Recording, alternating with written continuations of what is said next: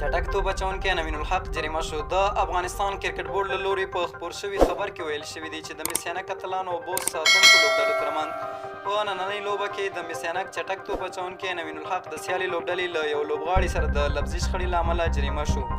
دوی زیاته کړې ده چې له نوموړي څخه به د نننۍ لوبې د میچ فیس 25 سلنه وګرځول شي. د مسیانک اتلانو او بوس ساتونکو ترمنځ د شپږیزې کرکټ لیګ دویمه لوبه په کابل لوبغالي کې ترسره شوه چې مسیانک اتلانو 156 منډې وکړې او په ځواب کې د بوس ساتونکو لوبډلې 153 منډې وکړې. د مسیانک اتلانو کپتاني د محمد نبی ساحل پر غاړه او د بوس ساتونکو لوبډلې کپتان بیګ الدین نایب و. په دغه لوبه کې یمین احمدزي 4 مهمې وکټې ترلاسه کړې او د لوبې د غوره لوبغاړي جایزه یې واخیستله. همداراز نوین الحق بیا په دغه لوبه کې یو لوبغاړی وسوځاوه. نوین الحق د افغانستان چټک توپ اچوونکی دی چې د 19 کلنو لوبډلې لوبډلمشر هم پاتې شوی دی. هغه د افغانستان لپاره 2 نړیوالې یو ورځنۍ او یوه نړیواله شلوریزه لوبه ترسره کړې ده.